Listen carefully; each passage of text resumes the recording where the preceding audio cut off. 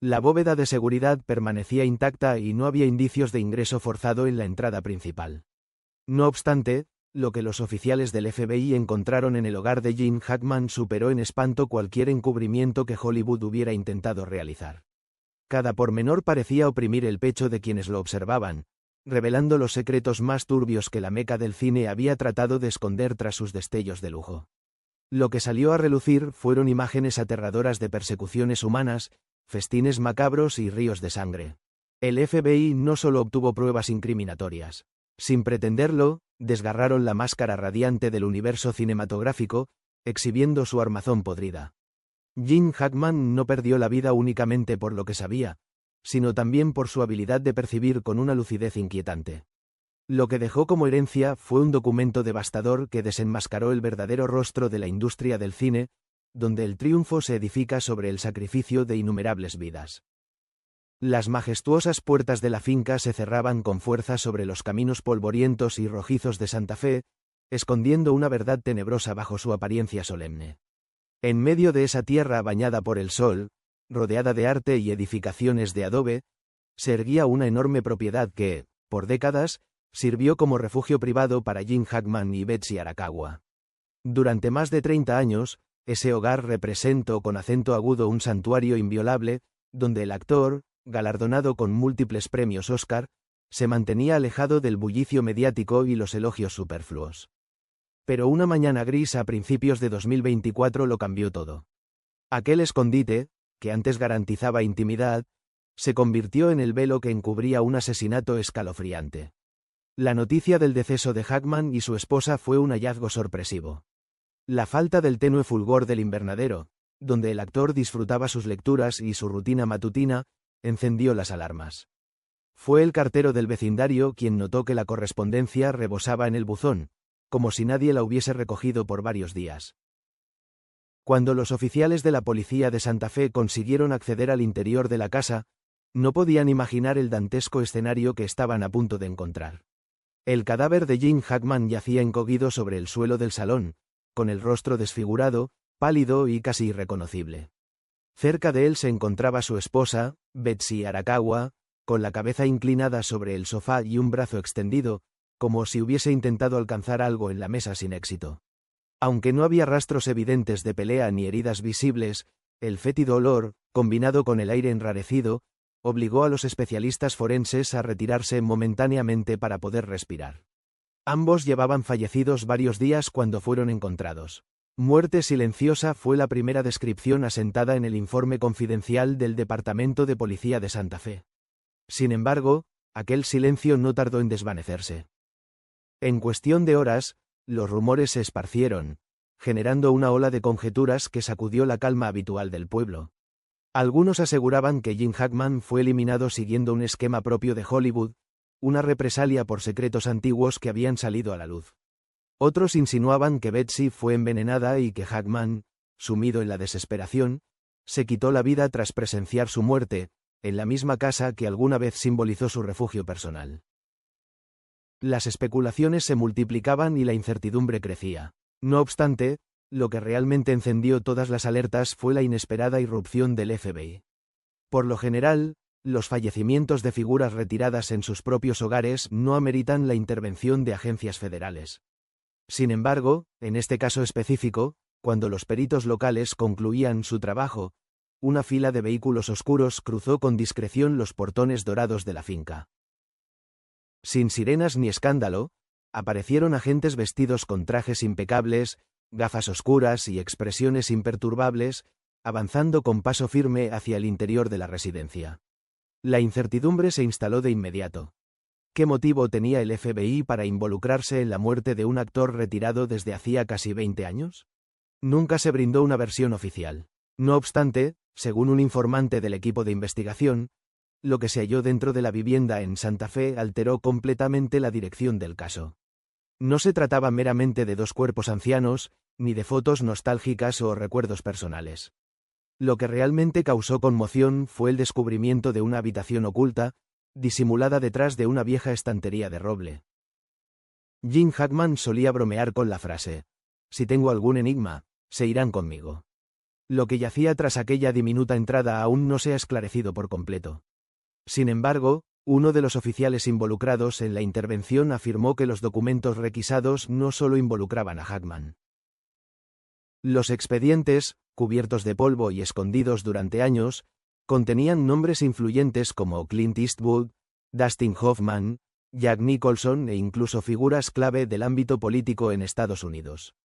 Algunos papeles llevaban sellos como clasificado y exclusivo para personal autorizado, lo que insinuaba que Hackman, tal vez, no era simplemente un actor, sino un testigo y guardián de verdades que Hollywood habría preferido sepultar. El intérprete, que en su momento encabezó las más distinguidas producciones de la industria, ahora era percibido de una manera diferente. Como alguien sumergido en pactos encubiertos, advertencias silenciosas y rencores que lo siguieron por más de 5 décadas. El peso de los hallazgos fue tal que el FBI consideró esencial mantener toda la información lejos del dominio público.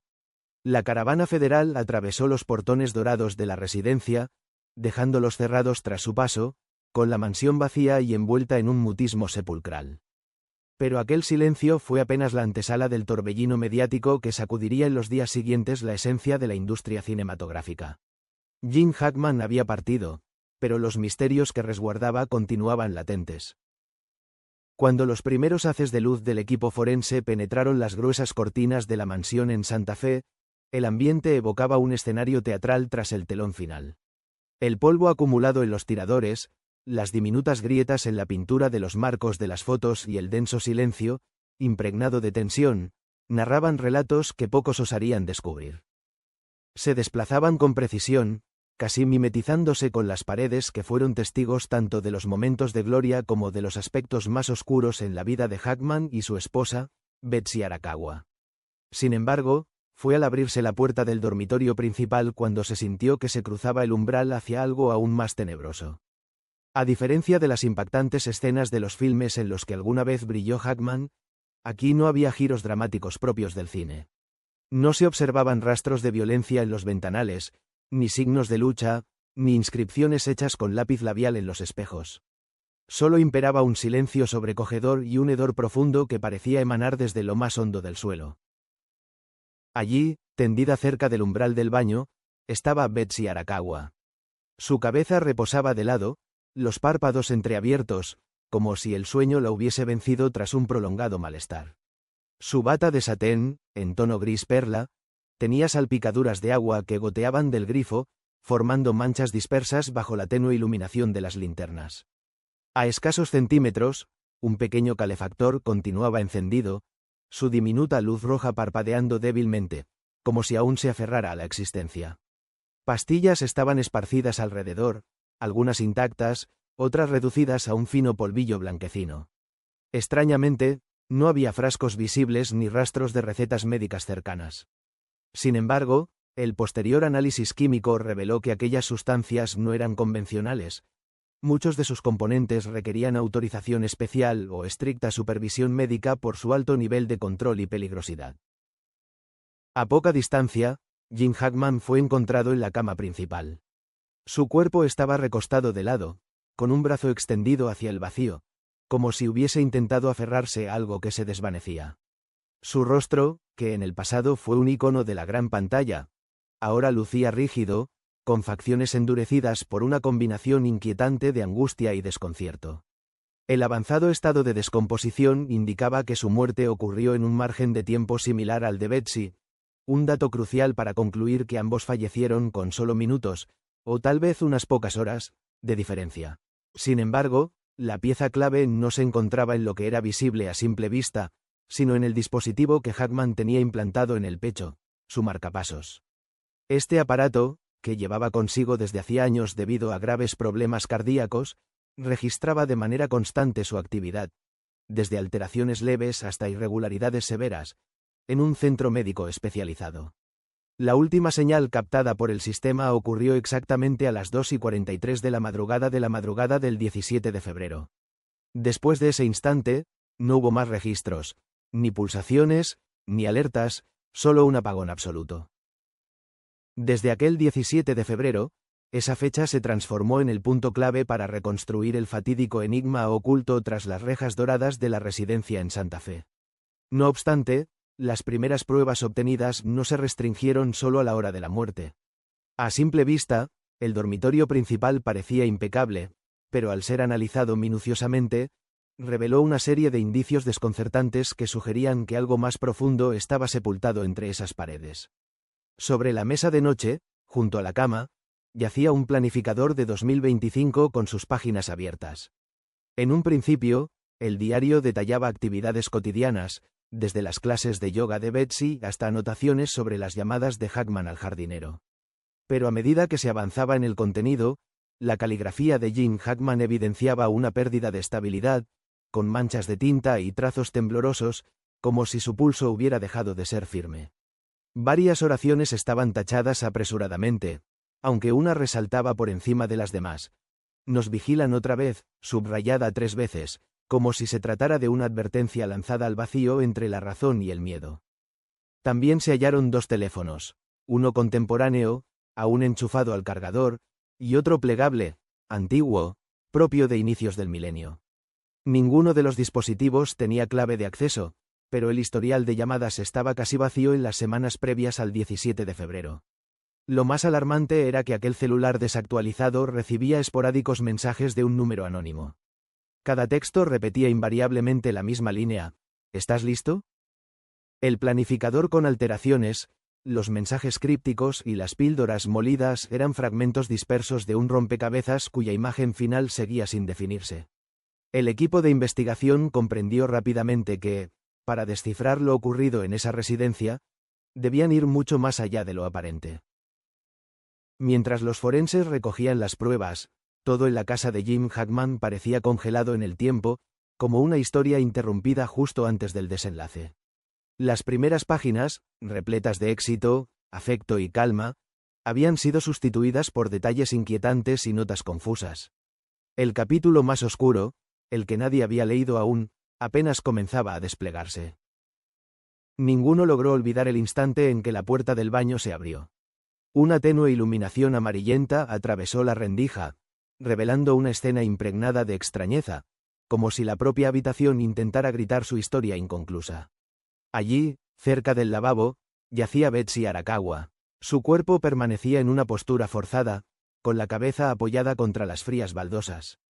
En el suelo, entre cabellos sueltos y polvo acumulado, se deslizaban comprimidos blancos y azulados, algunos incluso debajo del lavamanos. A escasos centímetros, un pequeño calefactor portátil seguía funcionando, emitiendo un calor sofocante, tan intenso que, al ingresar, los peritos forenses sintieron al instante una ráfaga densa y pegajosa, contrastando bruscamente con el aire seco y helado de febrero en Santa Fe. En un cajón del tocador se halló un envase con prescripción médica, pero lo más inquietante era que se encontraba completamente vacío. Más tarde, los análisis farmacológicos confirmaron que ese frasco había contenido un potente analgésico, reservado para casos de dolor extremo, como pacientes en fase terminal de cáncer o sometidos a cirugías complejas. Sin embargo, nunca se registró que Betsy Arakawa padeciera alguna condición médica similar. Era reconocida por su rigurosa alimentación, sus caminatas junto a Jim Hackman y su disciplina con el yoga. Que un medicamento de tal potencia estuviera en su posesión, sin una sola pastilla restante, fue uno de los primeros aspectos que desconcertó a los investigadores. Aún así, el frasco vacío no era la única pista perturbadora. Aquel calefactor, aparentemente insignificante, se convirtió en una pieza clave que alteró la percepción de la escena. El aparato se mantuvo encendido sin interrupciones durante días, incluso después de que las cámaras de vigilancia dejaran de captar actividad en la vivienda. Esa elevada temperatura constante en el baño no solo afectó las condiciones forenses habituales, sino que también influyó directamente en el estado del cuerpo de Betsy, acelerando de forma inusual un proceso de deshidratación y conservación anómala. La exposición prolongada al calor, en lugar de seguir un patrón convencional, provocó un efecto semejante a la deshidratación extrema. Tampoco la postura en que fue encontrada Betsy coincidía con los casos habituales de sobredosis. No había señales de contracciones musculares, rigidez evidente ni indicios de convulsiones. Su cuerpo estaba recostado de lado, con las piernas ligeramente flexionadas, como si hubiera intentado aproximarse a la salida. Su semblante no reflejaba angustia ni aflicción, por el contrario, su expresión era serena. Sin embargo, ese aparente sosiego resultaba inquietante. Lo que más desconcertó fue notar que sus dedos, ya endurecidos por la sequedad, se aferraban de manera casi imperceptible al borde del suelo de madera, como si, en el último instante, Betsy hubiera distinguido algo, o a alguien, más allá del umbral del baño. Mientras los investigadores reconstruían minuciosamente los últimos momentos en la vida de la icónica pareja, la sensación de que ciertos elementos no concordaban se volvía cada vez más clara. El marcapasos implantado en Gene Hackman registró su última señal a las 2:43 de la madrugada del 17 de febrero, un dato fundamental que indicaba el momento exacto en que su corazón dejó de latir. Sin embargo, nadie logró determinar con certeza qué ocurrió antes o después de ese instante determinante. ¿Por qué un hombre de 94 años, con antecedentes de problemas cardíacos severos pero sin irregularidades recientes, colapsó de manera tan abrupta en plena madrugada? Y lo más inquietante, ¿por qué Betsy Arakawa, su compañera de más de 30 años, fue hallada sin vida en el baño y no en la cama que siempre compartieron? El estado en que se encontraban los cadáveres solo generó más incertidumbre. Mientras el cuerpo de Betsy presentaba signos de una descomposición anormal debido a la humedad y el calor del baño, Hackman no mostraba el mismo patrón. Él permanecía en la habitación principal, donde la climatización mantenía el ambiente estable, completamente apartado del sofocante calor del otro espacio. Era inexplicable. Ambos fallecieron la misma noche, pero sus restos exhibían un deterioro opuesto. El tiempo y la temperatura extrema habían transformado a Betsy, mientras que Jean conservaba una apariencia serena, como si simplemente hubiera caído en un sueño del que jamás despertó. Las hipótesis no tardaron en surgir, aunque ninguna pudo ser comprobada oficialmente. ¿Un error fatal con la medicación? ¿Un suicidio conjunto? ¿O acaso un crimen disfrazado de muerte natural? Las dudas comenzaron a acumularse. Se analizaron las sustancias en el organismo de Betsy, sin encontrar niveles letales. Tampoco había rastros de que Gene Hackman hubiera sido forzado a ingerir algún fármaco o padecido violencia antes de su deceso. Si otra persona intervino en los hechos, ¿quién fue? Y más perturbador aún, ¿cómo pudo pasar desapercibido en un barrio exclusivo como el de Santa Fe durante más de una semana, hasta que el jardinero notó un olor extraño que escapaba por una rendija cercana a una ventana? Mientras los agentes se debatían entre incertidumbres cada vez más profundas, un hallazgo inesperado alteró por completo el rumbo de la investigación. Oculta tras el armario empotrado del dormitorio principal, se encontraba una caja fuerte antigua. No mostraba signos de haber sido manipulada ni tenía combinaciones recientes. Parecía haber quedado atrapada en el tiempo.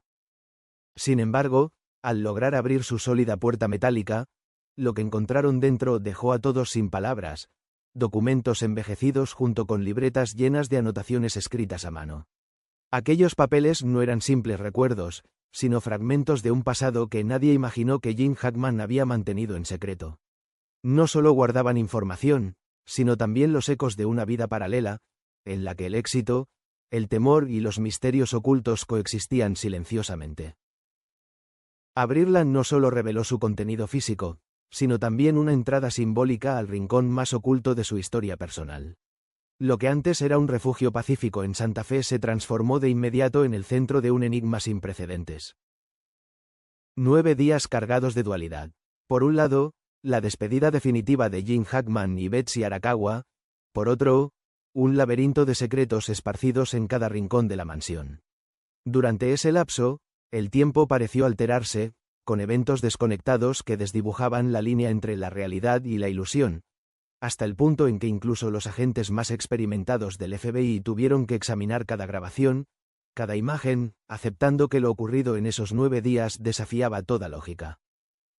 El FBI asumió la dirección del caso el 26 de febrero, una vez que la policía local y el equipo forense finalizaron el levantamiento de la escena. No solo la notoriedad de Hackman ni lo inusual de la situación justificaron su intervención. Fue una anomalía perturbadora lo que los llevó allí. Junto a los teléfonos de la pareja, se descubrió un tercer dispositivo, un iPhone 15 Pro Max con carcasa de titanio, encontrado apagado bajo los almohadones del sofá en la sala. No había ninguna relación entre ese móvil y Jim Hackman o Betsy. No se identificaron coincidencias en las huellas digitales, y los datos extraídos de la tarjeta SIM revelaron conexiones con múltiples líneas en los alrededores de Albuquerque, a casi 160 kilómetros al sur. De manera inesperada, carecía de contactos almacenados, y el historial de llamadas solo mostraba 3 registros, todos provenientes de un número oculto. ¿Quién había dejado aquel dispositivo en la casa de Jim Hackman? ¿Y qué motivo explicaba su presencia en medio de un misterioso doble fallecimiento? El análisis de los datos de ubicación de los 2 teléfonos encontrados, uno perteneciente a Jim y otro a Betsy, arrojó una revelación completamente inquietante. Según el rastreo GPS, el móvil de Jim Hackman salió de la vivienda en 2 oportunidades después del 17 de febrero, fecha en que su marcapasos marcó el fin de su actividad cardíaca. Ambos desplazamientos coincidían en su destino: una estación de servicio a la orilla de la carretera 285 Sur. El primer movimiento fue detectado el 18 de febrero, cerca de las 11 de la noche. El segundo ocurrió el 20 de febrero, alrededor de las 3 de la madrugada. En las cámaras de seguridad del establecimiento no se logró identificar al conductor. Solo se percibían destellos de luces que se desvanecían rápidamente, como si alguien supiera exactamente cómo evitar ser grabado. Este hecho avivó aún más las sospechas. Si Hackman había muerto el día 17, entonces, ¿quién estuvo manipulando su teléfono? ¿Y qué intención tenía al repetir ese recorrido en horarios tan inusuales? Los barrios privados de Santa Fe están diseñados para millonarios, con estrictos controles de acceso y sistemas electrónicos que registran cada ingreso y salida de vehículos. Sin embargo, las cámaras perimetrales, que almacenan imágenes durante un mes, captaron un camión pick-up negro sin matrícula delantera, transitando por el área la noche del 18 y nuevamente la del 20 de febrero, justo en los mismos momentos en que el móvil de Hackman registró movimiento. El vehículo no figuraba en el listado de residentes, no tenía autorización de entrada y no se reportaron visitas o servicios programados en esas fechas. Además, el personal de vigilancia confirmó que nunca pudo verlo directamente, ya que solía estacionarse en un área discreta, oculta tras los árboles junto al camino interno. Las cámaras solo captaron imágenes parciales. Una figura borrosa del vehículo cruzando por el acceso trasero, sin ningún indicio claro de quién lo conducía. El FBI inició de inmediato una búsqueda en las bases de datos vehiculares de Nuevo México y los estados colindantes, pero ningún pick-up registrado coincidía con las características observadas en los videos. Tanto el conductor del teléfono de Jim como el misterioso vehículo parecían no existir. Uno de los hallazgos más significativos provino del marcapasos de Jim Hackman. Este pequeño dispositivo, conectado a su corazón, registraba cada latido del actor de 94 años. La información recopilada reflejó que, a partir de las 7 de la tarde del 16 de febrero, su ritmo cardíaco aumentó de forma repentina y se mantuvo en 105 pulsaciones por minuto durante unas 4 horas. No era un pulso compatible con el descanso nocturno de una persona anciana. Era el indicio de alguien en alerta, sumido en el miedo o enfrentando un peligro inminente. Sin embargo, las grabaciones de las cámaras internas, que el propio Jim Hackman había instalado para vigilar a Betsy debido a sus constantes caídas, no mostraban nada inusual. No hubo altercados, intrusos ni movimientos extraños registrados. Entonces, ¿qué fue exactamente lo que sumió a Jim Hackman en ese prolongado y desconcertante estado de alerta física antes de que su corazón se detuviera para siempre? Era alguien habituado a lidiar con la industria cinematográfica despiadada, la prensa implacable y los círculos criminales, pero algo lo alteró esa noche. Tal vez, durante la madrugada del 16 de febrero, cuando su frecuencia cardíaca se disparó abruptamente, o quizá en las enigmáticas noches del 18 y 20 de febrero, cuando su teléfono apareció fuera del perímetro de su hogar. En las sombras, una presencia desconocida se movía. Podría haber sido el propietario del tercer móvil o el conductor del misterioso pick-up negro. Sabía lo que hacía, no dejó huellas en la escena, evitó las cámaras de seguridad y, lo más inquietante, conocía cada rincón de la mansión, incluyendo la caja fuerte oculta detrás del ropero empotrado. Jim Hackman había ocultado información valiosa allí durante años, y esa persona estaba al tanto. No solo sabía de la existencia de esos documentos, sino también de los puntos ciegos del sistema de vigilancia. Y lo más perturbador, regresó después de la muerte de Jim Hackman y Betsy Arakawa, no para atacar, sino para recuperar algo. ¿Qué objeto tenía un valor tan alto como para justificar un segundo ingreso a una casa convertida en escena del crimen? Y, en una comunidad tan hermética como la de Santa Fe, ¿cómo es posible que nadie haya advertido una anomalía, aunque alguien pudiera haber escuchado o visto algo fuera de lo común? Un enigma compuesto por 9 días, 3 dispositivos móviles, un automóvil sin registro y alguien con el conocimiento exacto de que ciertos secretos nunca deben ser revelados. En la mayoría de los casos, la escena proporciona respuestas, pero en la residencia de Hackman solo emergían fragmentos difusos, pistas sueltas que parecían estar colocadas a propósito para generar confusión en lugar de aclarar. En el núcleo del misterio estaba un pequeño frasco de pastillas encontrado junto al cadáver de Betsy Arakawa. Su historial médico mostraba que su doctor personal le había renovado la receta el 15 de febrero de 2025, apenas 2 días antes de que el marcapasos de Gene Hackman registrara su último latido. Era alprazolam 0,5 miligramos, un ansiolítico que llevaba años consumiendo. Las dosis estaban estrictamente reguladas y Gene Hackman llevaba un detallado control de cada toma, anotando la hora y el efecto que le causaba. Ese cuaderno de registros seguía abierto sobre la mesa de la cocina. La última entrada tenía fecha del 16 de febrero, a las 9:30 de la mañana, una pastilla. Betsy descansó bien en su siesta, pero al revisar el contenido del frasco, los investigadores descubrieron un dato inquietante. Entre el 15 y el 17 de febrero faltaban al menos 6 comprimidos. Según el cuaderno, Betsy solo había ingerido 3. ¿Qué ocurrió con las otras 6? No existía ninguna indicación de que ella hubiera aumentado la dosis voluntariamente. Entonces, la duda era inevitable. ¿Quién tomó esas pastillas y con qué propósito?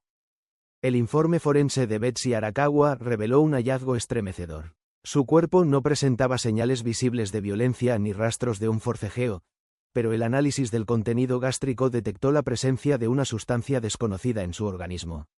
No coincidía con el alprazolam, ni con sus fármacos habituales, ni siquiera con las vitaminas que tomaba regularmente.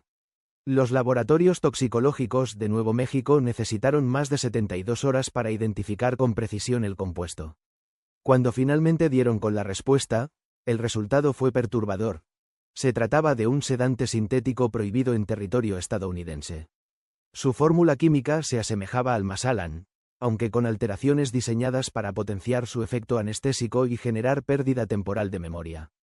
Una sustancia vinculada frecuentemente con secuestros o estrategias cuidadosamente ejecutadas. Betsy consumió esa droga en algún momento entre la noche del 16 y la mañana del 17 de febrero, exactamente cuando el marcapasos de Gene Hackman registró alteraciones críticas en su ritmo cardíaco. Aquella noche, alguien atravesó esa puerta con la intención de intervenir, no como un simple espectador. A primera vista, la muerte de Betsy Arakawa podría haber sido catalogada como una sobredosis accidental. Frasco de pastillas cerca del cuerpo, un vaso con agua parcialmente consumido, algunos comprimidos dispersos en el suelo. Pero, para los agentes del FBI, había algo en la escena que no terminaba de encajar. El primer indicio alarmante fue la posición en la que se encontraba el cuerpo. En casos habituales de sobredosis por tranquilizantes, los cadáveres suelen desplomarse en posturas caóticas, boca abajo o encorvados. Sin embargo, Betsy yacía de lado, con los brazos perfectamente alineados y las piernas levemente flexionadas, en una disposición meticulosa, demasiado exacta para ser el resultado de un desmayo espontáneo causado por una droga. Otro factor clave fue el frasco de pastillas. Solo las huellas digitales de Gene Hackman fueron encontradas en la superficie. Betsy no dejó rastro alguno en él. Según los registros de las cámaras internas, la última vez que Hackman lo tocó fue al mediodía del 16 de febrero. Tercera revelación importante. El análisis gástrico indicó que la cantidad de alprazolam en su organismo era mínima, insuficiente para haber provocado el deceso. Fue la otra sustancia desconocida la que resultó fatal. Esto llevó a los investigadores a una conclusión inquietante. Alguien había montado con sumo cuidado una escena para simular una sobredosis autoinfligida, con el fin de desviar sospechas. No obstante, hubo fallos en la ejecución. Quien lo hizo carecía de la destreza suficiente para lograr que todo encajara sin fisuras. Los peritajes en la residencia revelaron un hallazgo aún más desconcertante. Existían pruebas claras de que alguien permaneció en el lugar durante al menos 48 horas después del fallecimiento de la pareja. En el suelo del baño principal, quedaron impresas sutiles huellas de botas de senderismo especializadas, talla 43. Además, en varias manijas de puertas se detectaron rastros de limpieza apresurada, como si alguien hubiera intentado borrar evidencias con un paño de forma improvisada. El sistema de vigilancia interna fue desactivado con precisión durante un periodo específico, desde el 17 hasta el 19 de febrero. Después de ese lapso, volvió a estar en funcionamiento, sin que aparecieran nuevas huellas en los paneles de control. Y entonces surge la incógnita. ¿Qué obligó al intruso a quedarse tanto tiempo? ¿Por qué no abandonó la casa de inmediato? Y lo más inquietante, ¿qué hizo durante esas horas dentro de la mansión? Analizando cada pista, el equipo forense llegó a una hipótesis tan impactante como escalofriante. La noche del 16 de febrero, alguien irrumpió en la propiedad de los Hackman, probablemente después de haberla estudiado meticulosamente. Esa persona obligó a Betsy a ingerir la extraña sustancia, un sedante sumamente potente diseñado para provocar amnesia temporal. Mientras ella permanecía inconsciente, Jim Hackman pudo haber intentado resistirse al atacante, lo que explicaría las severas alteraciones en los registros de su marcapasos. Tal vez la causa del fallecimiento de Hackman fue un colapso producto de un pico extremo de estrés, o quizá le administraron alguna otra sustancia. Lo que es seguro es que, tras su muerte, el perpetrador no solo se encargó de manipular la escena para hacerla parecer una sobredosis accidental, sino que permaneció en el lugar, o regresó después, con la intención de borrar rastros o encontrar algo que aún no había logrado obtener. Si esta teoría es cierta, entonces el caso de Jim Hackman y Betsy Arakawa no fue el asesinato-suicidio que la policía local apresuradamente sugirió. Fue algo más siniestro y meticuloso. Una estrategia precisa para silenciarlos. Un silencio cuidadosamente administrado, ejecutado con precisión quirúrgica, por alguien que aún sigue en las sombras, protegiendo secretos lo suficientemente peligrosos como para matar. Y quizás ese secreto no ha sido descubierto, porque aquello que el intruso buscaba podría seguir dentro de esa casa. La mansión Santa Fe Hilltop dejó de ser un hogar para convertirse en un mausoleo helado, un lugar en el que el tiempo se detuvo en fragmentos dispersos, como piezas de un rompecabezas incompleto. Cada loseta, cada umbral, cada resquicio en las puertas parecía susurrar preguntas sin respuesta sobre la ausencia de Jim Hackman y Betsy Arakawa. Algo invisible flotaba en el aire, como esa puerta que quedó entreabierta durante las primeras horas de la investigación. Los agentes del FBI creyeron haber dado con una pista crucial. En el estudio privado de Hackman, oculta tras una robusta estantería de madera maciza, encontraron una antigua caja fuerte con cerradura manual. Sencilla, pero resistente, parecía haber acompañado al actor desde sus días de gloria en Hollywood. Para algunos, era simplemente una muestra más de su carácter reservado y su obsesión por la discreción. Para otros, podría contener los secretos que acumuló a lo largo de su vida. Las expectativas eran altas cuando finalmente accedieron a la caja fuerte. Creían hallar evidencia reveladora, notas secretas, documentos comprometedores, grabaciones delicadas o mensajes que explicaran el acecho, las amenazas y, en última instancia, el trágico desenlace. Pero lo que encontraron fue desconcertante. Su interior albergaba elementos inesperados.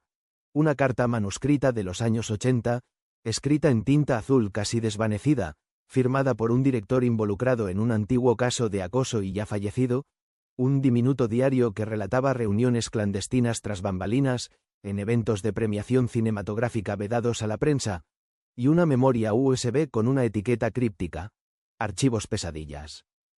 Lo más enigmático era que la caja permaneció intacta después del fallecimiento del matrimonio. Esto generó una pregunta inquietante. ¿El intruso conocía su existencia y optó por ignorarla a propósito, o lo que realmente buscaba jamás estuvo ahí? Entre los elementos más relevantes que recopiló el FBI durante la investigación estaban las alarmantes advertencias que Hackman comenzó a recibir en los últimos 6 meses de su vida. No llegaron a través de medios electrónicos ni de su línea telefónica habitual, sino en cartas enviadas por servicio postal.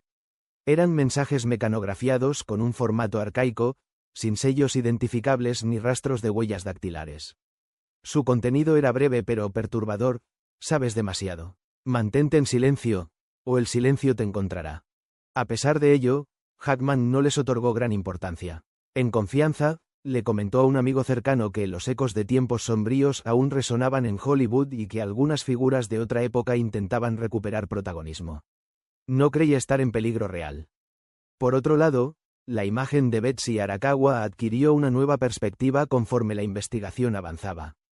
Su rol trascendía el de una esposa discreta que vivía bajo la sombra de su marido. Había algo en su vida que permanecía oculto, un secreto frágil y potencialmente letal, apenas explorado por los agentes del caso. Desde mediados de 2024, Betsy comenzó a recopilar información sobre redes clandestinas que operaban tras el velo de la industria del cine. En uno de los cajones de la cocina, los peritos hallaron apuntes escritos a mano con referencias inquietantes a nombres que solo circulaban en círculos conspirativos. D.L., un afamado director relacionado con abuso infantil. H.C., un influyente magnate que utilizaba su riqueza para silenciar testigos. Y A.P., una actriz desaparecida tras amenazar con exponer una lista de fiestas organizadas por depredadores en Malibú. No hay indicios de que compartiera sus hallazgos con Hackman, pero en su antigua computadora portátil, el FBI descubrió búsquedas sospechosas, la dudosa muerte del veterano actor David Kerin, las circunstancias extrañas del fallecimiento de Brittany Murphy y archivos filtrados sobre redes de tráfico humano en el epicentro de Hollywood. Esto planteó un nuevo interrogante. ¿Cuánta información logró obtener? ¿Y fue esa búsqueda lo que la convirtió en un objetivo? Antes de la muerte de Jim Hackman, el FBI ya había clasificado el caso Hackman-Arakawa como una investigación criminal sin resolver. Sin embargo, los agentes con mayor experiencia comprendían que no se trataba de un simple expediente archivado, sino de una pieza inconclusa dentro de una red mucho más extensa. En Hollywood, cuanto más brillan los reflectores del espectáculo, más densas se tornan las sombras que se ocultan detrás.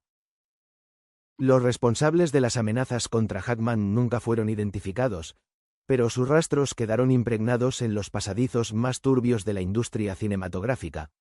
Desapariciones sin explicación, contratos con cláusulas oscuras, muertes aparentemente fortuitas que, en realidad, eran eslabones de un elaborado esquema de encubrimiento.